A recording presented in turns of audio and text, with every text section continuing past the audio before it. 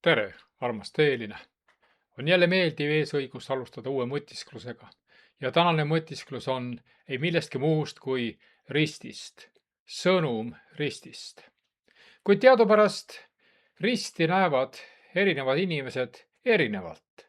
Vaatame pisut ajalukku. Roomlaste jaoks tähendas rist põlgust. Cicero, paganlik Rooma kirjanik ja oraator enne Kristust, käskis roomlastel risti eest eemale hoida.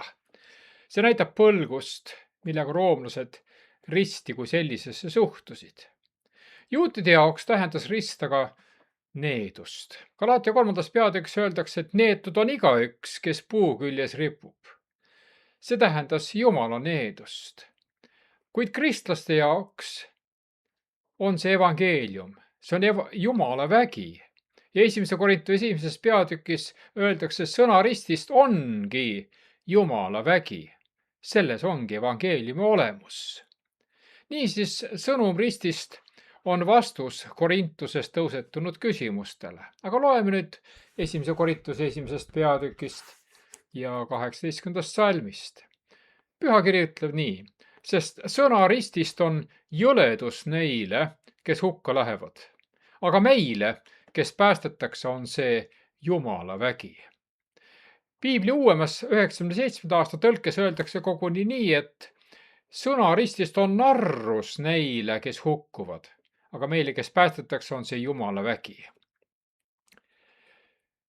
Siin on mul lahti kirjutatud 5 mõttekildu ühenduses risti evangeeliumiga. Niisiis, 1. Korintuse 1. peatükis Paulus ütleb, et sest Kristus ei läkitanud mind ristima, vaid evangeeliumi kuulutama, mitte aga inimliku tarkuse sõnadega, et Kristuse rist ei muutuks tühiseks. Esimene mõttekild. Rist on tähtsam kui see, kes ristist jutustab. Korintuse kogudus unustas Jeesuse keskse rolli. Ta oli kalduv ülistama inimlikke juhte. Ta arvas, et see, kes ristis, oli olulisem kui see, kellesse nad ristiti. Teine mõttekild. Rist on tähtsam kui sõnad, mida selle kirjeldamiseks kasutatakse. Ilukõned on tõesti muljet avaldavad. Oluline on aga evangeeliumi selgelt jagada. Kuid evangeelium ise on tähtsam kui viis, kuidas seda edastatakse. Ärge siis laske sõnade tarkusel evangeeliumi varjutada. Kolmas mõttekild. Ristil on ülestõusmisvägi. Evangeeliumi keskmes on ülestõusmise vägi, ütleb kiri. 1. Korintuse 15. peatükk teatab nii: aga kui Kristus ei ole üles tõusnud, siis on ka meie jutlus tühine ja teie usk on tühine. Aga kui Kristus ei ole üles tõusnud, siis on teie usk tühine, te olete alles oma pattude sees. Sõnaline surm ja ülestõusmine, millest kirjutab ka Rooma 6. peatükis, teades seda, et meie vana inimene on koos temaga, tähendab Kristusega risti löödud, et patuihu kaotataks, et me enam ei oleks patuorjad, sest kes on surnud, see on patust vabastatud. Vaimne surm ja ülestõusmine, see on mõistetav Kristuse risti ülestõusmise väega. Rist on lepitus ju meie patu eest. Rist on oluline, kuna see alistas patu ja saatana. Kristus alistas ristil saatana. Kristus alistas surma. Rist lepitas inimkonna Jumalaga. Kristus on meie rahu, kes murdis maha eraldava müüri. Efeesuse 2. peatükk ütleb, Kristus lepitas inimkonna Jumalaga. Rist annab uskliku ellu ülestõusmise väe. Nii kui kiri ütleb, et ma tunneksin teda ja tema ülestõusmise väge. Nii nagu Kristus äratati isa auhiilguse läbi, nõnda peaksime ka meie käima uues elus. Teadupärast armastus äratab armastuse. Jumal armastas meid enne, ütleb kiri. Tema armastus sunnib meid. Aga meie kuulutame risti löödud Kristust, kes on juutidel pahandus ja paganail jõledus. Meie aga kuulutame risti löödud Kristust, kes on juutide ärrituseks ja paganaile narruseks, ütleb pühakiri. 4. mõttekild. Ristil on tarkus. Nagu juba varemalt ütlesin, ristil on ülestõusmisvägi. Rooma usklike ees seisis oht langeda juudi legalismi. Aga Paulus keskendus õiglusele ja usule. Korintuse usklike ees seisis hellenistliku kultuuri tarkuse otsingute oht. Mida me võime kõigest eelpool öeldust õppida? Ristil on vägi näidata inimese halvimat ja Jumala parimat. 2. Korintuse 2. peatükk ütleb, sest ma ei arvanud teie seas mitte midagi muud teadvat kui vaid Jeesust Kristust ja teda kui risti löödut. Sest ma otsustasin, ütleb apostel Paulus, ma otsustasin teada teie keskel ainuüksi Jeesusest Kristusest ja temast kui risti löödust. 5. mõte. Rist on kesksel kohal kõiges, mida me kristlastena omaks võtame. Ja võiks otse öelda seda, et rist on uskliku jaoks kõik. Nii ka Pauluse jaoks oli rist kõige olulisem huviobjekt. Sellest ajast peale, kui ta oma tagakiusamiskarjääri risti löödud naatsaretlase järgijate vastu peatas, polnud ta kunagi lakanud ristist kiitlemast. Sel ajal oli talle antud ilmutus Jumala lõpmatust armastusest, mis ilmnes Kristuse surmas ja tema elus oli toimunud imeline muutus, mis viis kõik tema plaanid ja kavatsused kooskõlla taevaga. Paulus teadis isiklikust kogemusest, et kui patune kord näeb isa armastust, mis on näha tema poja ohvris ja alistub jumalikule kutsele, toimub südame muutus ja sellest ajast alates on Kristus kõik ja kõiges. Oscar Wilde on kord öelnud, me kõik oleme vihmaveerennis, aga mõned meist vaatavad tähti. Väga oluline on, et me kristlastena omaksime oma silme ees perspektiivi. Kogu inimkond jagab sama langenud seisundit. Erinevus seisneb selles, kuhu meie vaatame. Korintuses oli tegemist inimtarkusega. Korintus oli uhke oma tarkuse ja teadmiste üle. Seal oli tund tugevat Kreeka filosoofilist mõju. Sa mõtle ise, kui oli tegemist selliste teadupärast tuntud nimedega nagu Sokrates, Platon ja sofistid. Need olid osavad esinejad, väga veenvad, sageli tahtlikult hooplevad. 1. sajandi Korintuse kultuur hindaski intellekti, retoorikat ja välist sära. Milline oli ka Pauluse hoiak?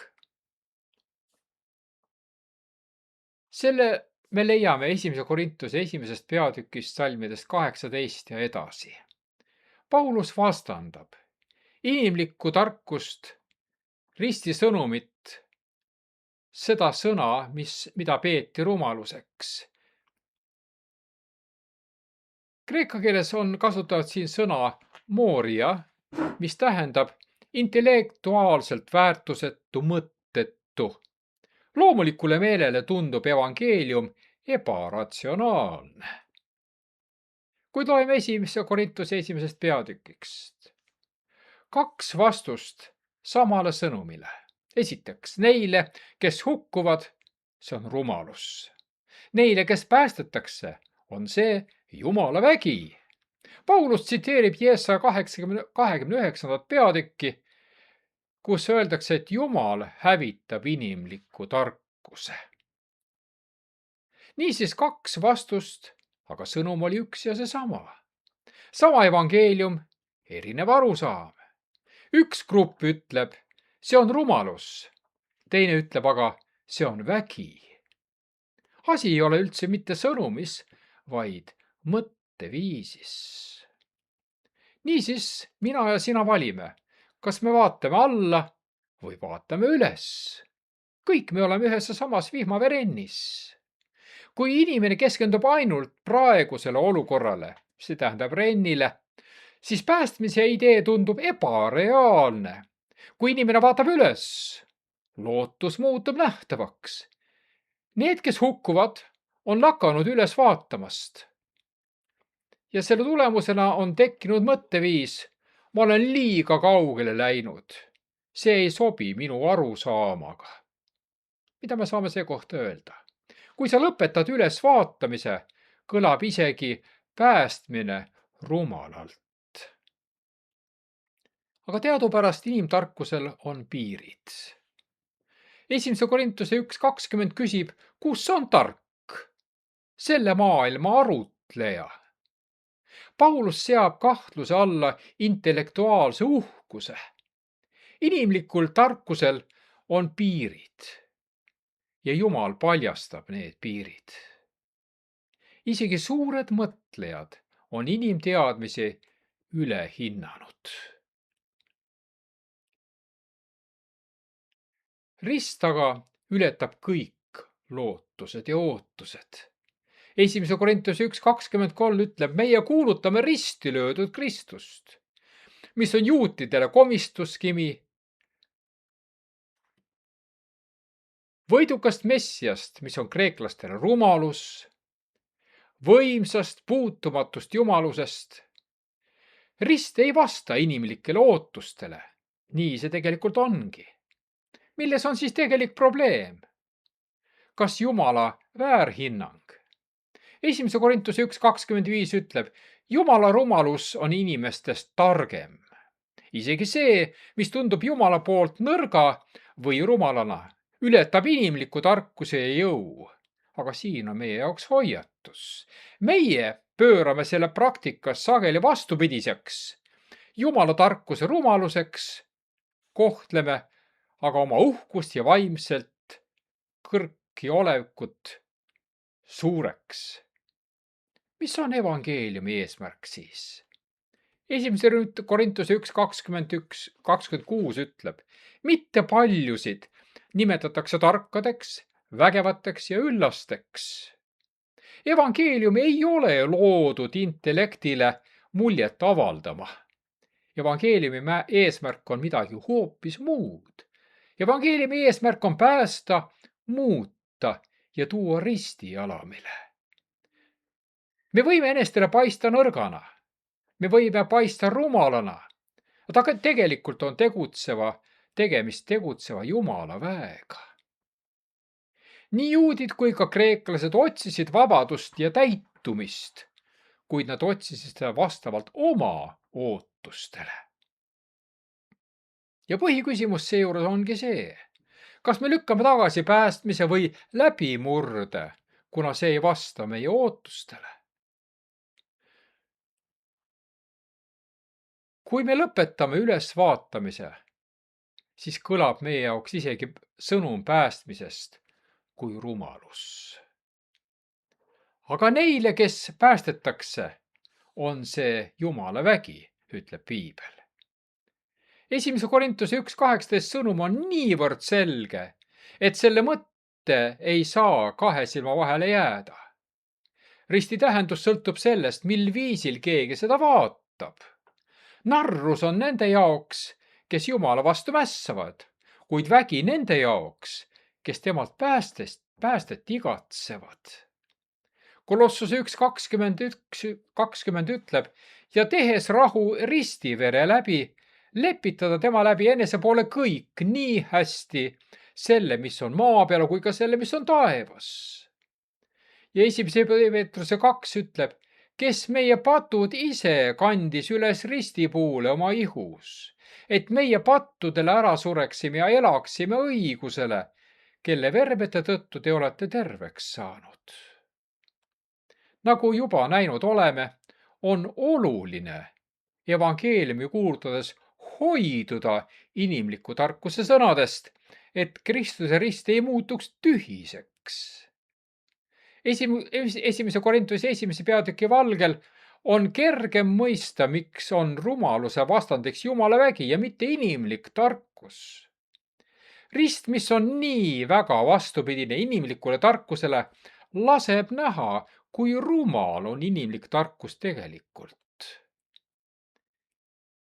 Kreekakeelne tekst 1. Korintuse 1. peatükis annab mõista, et need, kes hukkuvad, saavad kätte oma tegude tagajärje. Aga seda salmi võib lugeda ka hoopis teistmoodi, sest sõna ristist on narrus nende jaoks, kes ennast hävitavad. Kreeka keeles kasutatakse siin tegusõna apollimi, mis tähendab hukkuma, aga see võib ka tähendada hävitama, hukkama. Tegelikult tõlgitaksegi apollümi sõnaga hävitama. Ja mis siin siis tegelikult toimub? 18. salmi väitele selliste inimeste hukkumise kohta annab Paulus piibelliku aluse 19. ehk siis järgmises salmis, kus ta tsiteerib Jesaja 29. peatükki ja seal kirjas olevaid Jumala sõnu. 19. salmis on hävitamise taga Jumal. See näitab minevat vastuollu ennast hävitava uhkusega, millest oli ennist juttu, aga tegelikult vastuolu ei ole olemas. Mõte on ju selles, et Jumal hävitab inimese, kes on juba hakanud iseennast hävitama. Vastandina neile, kes hävitatakse, näitab fraas, kes päästetakse, et pääste tuleb ainuüksi Jumalalt. Ja Paulus ütleb, et meid päästetakse. See tähendab, et meie ei päästa iseennast. Me ei saagi sellega hakkama. Meie päästmise allikas on väljaspool. Et hukkumine on enda põhjustatud, siis päästmine saab patuse jaoks olla ainuüksi armuand. Ja 1. Korintuse 1.21 ütleb selgesõnaliselt, et Jumal päästab need, kes usuvad. Niisugusel juhul on ju narr lükata kõrvale see, mida Jumal on inimkonnale Kristuse ristisurma kaudu pakkunud ja tõmmata endale seeläbi kaela hoopiski hukatus. Aga rist räägib meile risti löödud Messiasest. Paulus kirjutas, et juudid nõuavad tunnustähti ja kreeklased otsivad tarkust. Idee risti löödud Jumalast ehk Messiast ei olnud kindlasti mitte juutide oodatud tunnustäht. Ja sedalaadi tarkust ei tahtnud ka kreeklased. See käis kõigi ootustele vastu. Tegelikult on sul vaja vaid lugeda, kuidas reageerisid jüngrid mõttele, et Jeesus lüüakse risti. Ja sa hakkad nägema, kui võõras ja eemale tõukav oli see mõte eriti just juutide jaoks. Nagu juba öeldud, ootasid juudid Messiat, kes alistaks roomlased. Seda ju ei juhtunud, vähemalt mitte alistamise maises sõjalises mõttes. Mitu sajandit on rist olnud kristlaste jaoks ususümbol. 21. sajandi kristlastel on raske mõista, kui ogar oli 1. sajandi mõtteviisi jaoks idee risti löödud Jumalast. Aga just nimelt sellepärast oli tegu äärmiselt vapustava sõnumiga, mis väärib meiegi sügavamaid mõtisklusi. Vaatepilt risti löödud Messiast teeb kogu universumile täiesti selgeks, kui kaugele oli Jumal valmis minema selleks, et teostada lunastusplaan. Rist ja ristil surev issand on meie, maa peal olevate patuste jaoks väga hämmastav mõte. Apostlitegude 13. peatükk ütleb, mehed, vennad, Abrahami soolapsed ja need, kes teie seast kardavad Jumalat, meile on selle pääste sõna läkitatud. Sellepärast olgu teil nüüd teada, mehed, vennad, et teile selle läbi kuulutatakse pattude andeks andmist, sest nõnda on meid issand käskinud. Mina olen sind pannud valguseks paganaile, et sa oleksid päästeks ilmamaa otsani. Paulus ütleb, et Kristus saatis ta evangeeliumi kuulutama ja nii kuulutab ta sõnumit risti löödud Messiast. Ta tuleb nende mõtete juurde tagasi esimese Korintuse 2. peatükis. Apostel oli ustav Kristuse korraldusele. Evangeeliumi kuulutades ei kasutanud ta ülevat kõnet või tarkust, vaid keskendus Jeesusele Kristusele ja temale kui risti löödule. Tema kõne ja kuulutus ei olnud ahvatlev tarkuse sõna, vaid vaimu ja väe esile toomine, sest tegelikult erineb inimlik tarkus silmnähtavalt Jumala väest. Risti löödud Messias on juutide ja kreeklaste jaoks midagi täiesti ootamatut. Mida räägib see meile tõsiasjast, et Jumal ei tegutse alati meie ootuste kohaselt? Miks on nii oluline sellest aru saada, eriti siis, kui kõik ei lähe meie ootuste kohaselt? Jeesus Kristus on Jumala vägi ja tarkus. Esimese Korintuse 1. peatükis räägib Paulus, kuidas Jumala tarkus ja inimlik tarkus on tohutult erinevad ning välistavad seega teineteist. Sa märkad, et Paulus ei heida kõrvale tarkust kui sellist, aga ta lükkab tagasi sedasorti inimliku tarkuse, mis püüab Jumalaga võistelda. Inimlik tarkus on võimetu inimest patust vabastama. Selle töö saab teha ainuüksi Kristus, Jumala tarkus. Siin ongi kirja pandud suur kontrast. Siin on meile esitatud 2 tarkuse liiki. Esimese Korintuse 1. peatükis, sest kirjutatud on, Jumal ütleb, mina hävitan tarkade tarkuse ja teen olematuks mõistliku mõistuse. Kus on tark? Kus on õpetlane? Kus on selle ajastu arutleja? Kas mitte Jumal pole teinud maailma tarkuse narruseks? Aga teie olete tema tõttu Kristuses Jeesuses, kes on saanud meile tarkuseks Jumalalt ning õiguseks ja pühitsuseks ja lunastuseks, et läheks täide, nagu on kirjutatud, kes tahab kiidelda, kiidelgu issanda üle. Ja Rooma 1. peatükis ütleb apostel Paulus, sest ma ei häbene Kristuse evangeeliumi, sest see on Jumala vägi päästmiseks igaühele, kes usub. Esmalt juudile ja siis kreeklasele.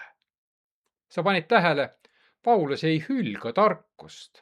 Ta hülgab inimliku tarkuse, mis võistleb Jumala tarkusega. Ja siin on siis need kontrastid. Inimlik tarkus, Jumala tarkus. Enesekindel, Kristuse keskne. Intellektuaalne uhkus, alandlik usk. Ei saab end päästa, aga teisalt jälle päästab täielikult. Viib segadusse, aga teine variant on viib päästeni. Niisiis rist on Jumala vägi ja tarkus. Jah, sõna ristist on narrus neile, kes hukkuvad, aga meile, kes päästetakse, on see Jumala vägi. Kuna maailm Jumala tarkuses ei tundnud Jumalat ära tarkuse abil, siis oli Jumalale meelepärane päästa selle narri kuulutuse kaudu need, kes usuvad.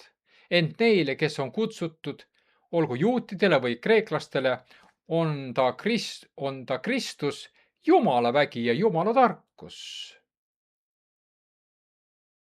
Sest ma ei häbene evangeeliumi, Kristuse evangeeliumi, sest see on Jumala vägi. Päästeks igaühele, kes usub, esmalt juudile ja siis kreeklasele.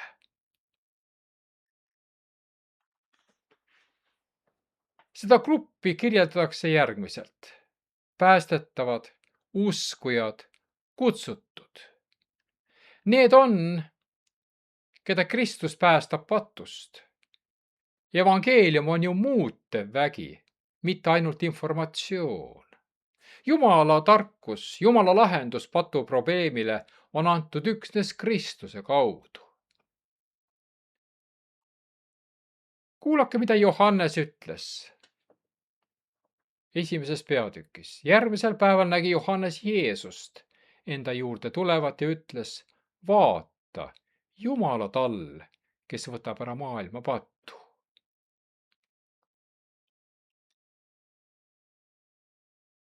Inimlik tarkus ei ole suuteline päästma. Esimese Korintuse 1. peatükk salm 21 ütleb, kuna maailm Jumala tarkuses ei tundnud Jumalat ära tarkuse abil, siis oli Jumalale meelepärane päästa selle narri kuulutuse kaudu need, kes usuvad. Ja Paulus kirjutas Timoteusele, ja kuna sa tunned lapsest saadik pühi kirju, mis võivad sulle tarkust anda päästeks usu kaudu, mis on Kristuses Jeesuses. Niisiis inimtarkus ei saa pattu eemaldada, ei suuda Jumalat täielikult avastada ja paljastada, ei suuda südant muuta. Ainult Kristus teeb meid päästmiseks targaks. Ja siit esimene küsimus. Mida Paulus rõhutab siin 1. Korintuse 1. peatükis? Loeme alates 24. salmist. Ent neile, kes on kutsutud, olgu juutidele või kreeklastele, on ta Kristus, Jumala vägi ja Jumala tarkus. Sest Jumala narrus on inimestest targem ja Jumala nõtrus inimestest tugevam.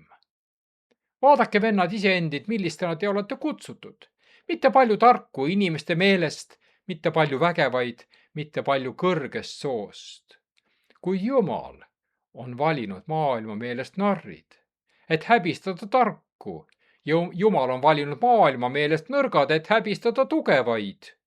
Jumal on valinud need, kes maailma meelest on alamast soost ja halvaks pandud. Need, kes midagi ei ole, et teha tühiseks need, kes midagi on, et ükski inimene ei kiitleks Jumala ees. Mis on see keskpunkt, millele Paulus on keskendunud? Jumal kasutab tahtlikult seda, mida maailm peab rumaluseks, nõrgaks ja tähtsusetuks. Ta teeb seda oma suurima töö tegemiseks, nii et ükski inimene ei saa kiidelda. Rist tundub inimliku tarkuse silmis rumalana. Päästmine risti löödud päästja kaudu tundub ebaloogiline. Jumal kasutab nõrku, et häbistada tugevaid. Mitte sellepärast, et Jumalal puuduks vägi, vaid et ilmutada, et tõeline vägi tuleb üksnes temalt. Jumal möödub inimlikust uhkusest ja valib need, kes temast sõltuvad. Ja selle kõige eesmärk on kõrvaldada hooplemine. Salm 29 ütleb, et ükski liha ei kiitleks Jumala ees. Kuidas siin Korintuse kirjas rumalust ja nõrkust selgitatakse? 25. salmist loeme, sest Jumala narrus on inimestest targem ja Jumala nõtrus inimestest tugevam. Jumal ei ole tegelikult rumal ega nõrk. See on inimlik ettekujutus. Reaalsus on aga selline, et Jumala nõndanimetatud rumalus, inimese suurim tarkus, Jumala nõrkus, inimese suurim tugevus. Ja järgmine küsimus. Milline sõnum on siin minule ja sinule? 1. Korintuse 1.26 ütleb, vaadake, vennad, iseendid. Millistena te olete kutsutud? Mitte palju tarku inimeste meelest, mitte palju vägevaid, mitte palju kõrgest soost. Jumala kutsumus ei põhine inimlikul staatusel. Sest kiri ütleb, et mitte palju tarku ega vägevaid ega üllaid. Nemad ei avalda Jumalale muljet, ka mitte haridus, mõju või sotsiaalne positsioon. Jumal hindab alandlikku võimekusest kõrgemalt. Ta valib need, kes on valmis, kes on alistuvad, kes on temast sõltuvad. Jumal saab kasutada igaüht. Sinu taust ei diskvalifitseeri sind, Sinu nõrkus võib saada Jumala platvormiks, millelt ta sind kasutab. Aga siin peitub hoiatus uhkuse eest. Kui sa toetud oma intellektile, oma saavutustele, mõjule, võid sa Jumala kutse lihtsalt maha magada.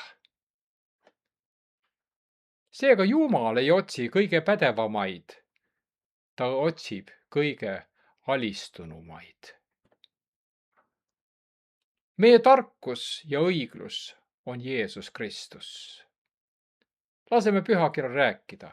Aga teie olete tema tõttu Kristuses Jeesuses, kes on saanud meile tarkuseks Jumalalt ning õiguseks ja pühitsuseks ja lunastuseks, et läheks täide, nagu on kirjutatud, kes kiitleb, kiidelgu issandast.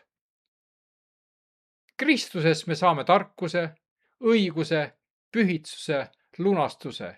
Kõik, mida päästmiseks on vaja, see ongi juba Jeesuses.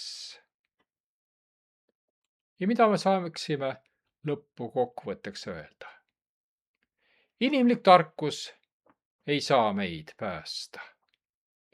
Rist võib näida rumal, aga see on Jumala vägi. Jumal kasutab nõrku oma eesmärkide saavutamiseks.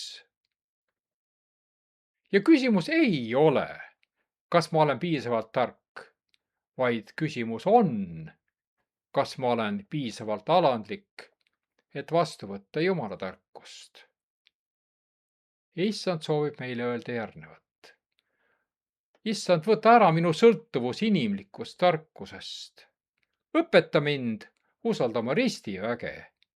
Tee mind piisavalt alandlikuks, et sina saaksid mind kasutada. Peatse kohtumiseni.